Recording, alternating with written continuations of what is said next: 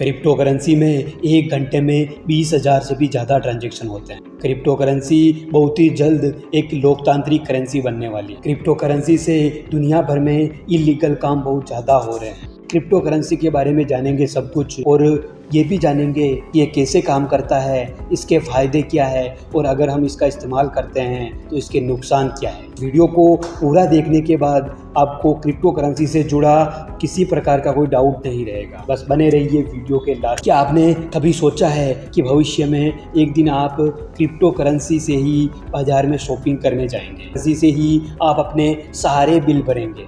ये थोड़ी अजीब बात है ना? बिल्कुल अजीब बात है। ठीक वैसे ही जैसे कि आज से 15 साल पहले किसी ने ये नहीं सोचा था कि एक दिन QR कोड को स्कैन करके भी पैसा भेज पाएंगे, लेकिन आज प्रत्येक दुकानदार, सब्जी वाले या फिर दूध वाले के पास भी आपको बार कोड देखने को मिल जाए। आज की इस तेज़ी से बदलती हुई डिजिटल दुनिया में करेंसी भी डिजिटल होती जा रही है। करेंसी को और गहराई से समझने के लिए इतिहास में थोड़ा पीछे चलते हैं।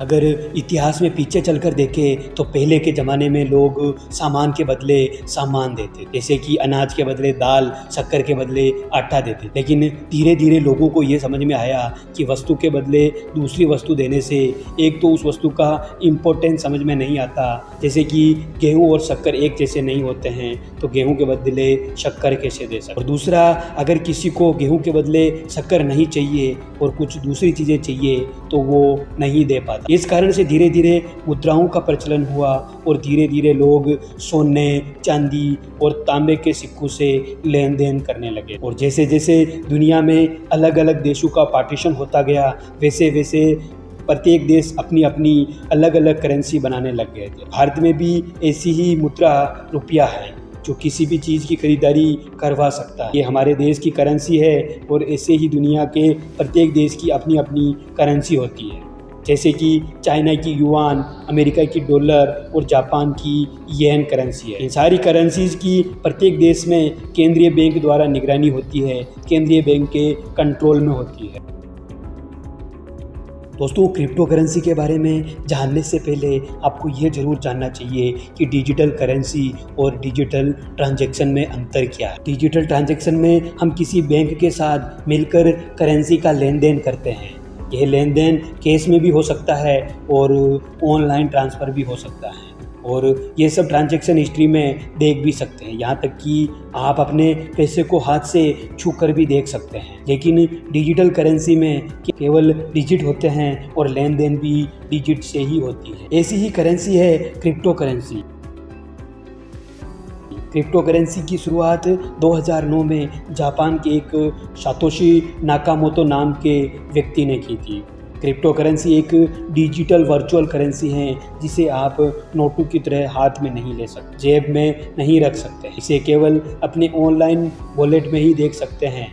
क्रिप्टो करेंसी में क्रिप्टो का मतलब होता है छिपा हुआ, सीक्रेट, और करेंसी का मतलब करेंसी होता है, यानी कि छिपी हुई करेंसी।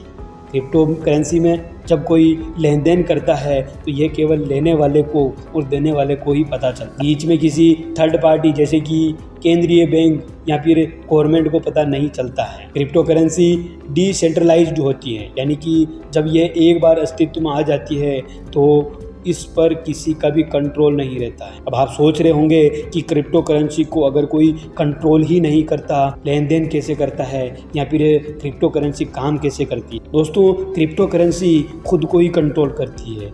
यह डिमांड और सप्लाई के रूल पर काम करती है।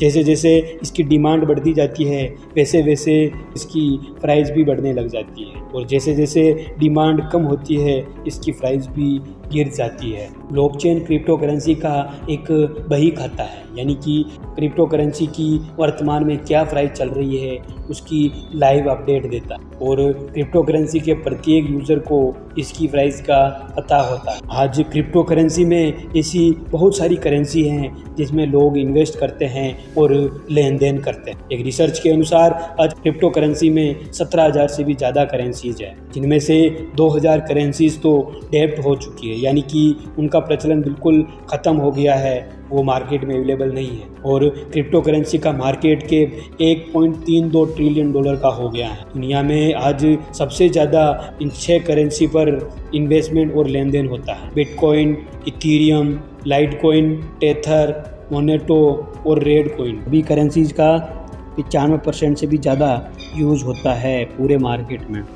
इन सभी में बिटकॉइन सबसे ज़्यादा पॉपुलर करेंसी है जिसको सबसे ज़्यादा काम में लिया जाता है। बिटकॉइन करेंसी की डिमांड का अनुमान आप इस बात से लगा सकते हैं कि 2009 में शुरू हुए बिटकॉइन की प्राइस आज 1 करोड़ रुपए से भी ऊपर निकल गई है। यही नहीं, आज दुनिया भर की बहुत सारी कंपनियां बिटकॉइन से लेन देन भी करती है। क्रिप्टो करेंसी आज इतना पॉपुलर हो गया है कि आज दुनिया के सबसे अमीर व्यक्ति एलोन मस्क, माइक टायसन, केवी वेस्ट और अमेरिका के डोनाल्ड ट्रंप भी अपनी बहुत सारी लेन देन क्रिप्टो करेंसी में ही करने लग गए हैं। आज दुनिया में जापान, यूएसए, स्पेन, चीन जैसे देशों में क्रिप्टो करेंसी के यूजर्स की संख्या लगातार तेजी से बढ़ रही है। भारत में क्रिप्टो करेंसी के यूजर्स की संख्या धीरे धीरे बढ़ने के पीछे 2 कारण हैं। पहला तो ये कि सरकार द्वारा इस पर बैन लगा दिया गया था। भारत सरकार ने क्रिप्टो करेंसी पर शुरुआत में बैन लगा दिया था, इसलिए लोगों का इस पर से भरोसा कम हो गया।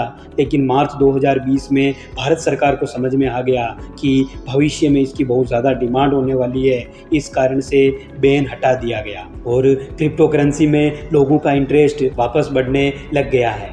दूसरा जो रीजन था वो है पुरानी मानसिकता। हमारे देश में शुरुआत से ही यही सिखाया जाता है कि अगर इन्वेस्टमेंट करना हो तो एफडी में, म्यूचुअल फंड में, गोल्ड में और प्रॉपर्टी में इन्वेस्ट करो। हम सभी के लिए क्रिप्टो करेंसी बिल्कुल नया कॉन्सेप्ट है, इसलिए लोगों की मानसिकता धीरे धीरे बदल रही है। हमारे देश में क्रिप्टो करेंसी के यूजर्स की संख्या भी लगातार बढ़ रही है।